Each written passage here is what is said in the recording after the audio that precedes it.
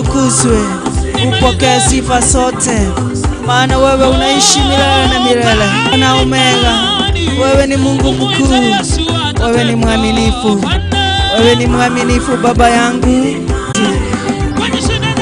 Wewe tunaishi, wewe tunayetawala, wewe tunayetenda makuu.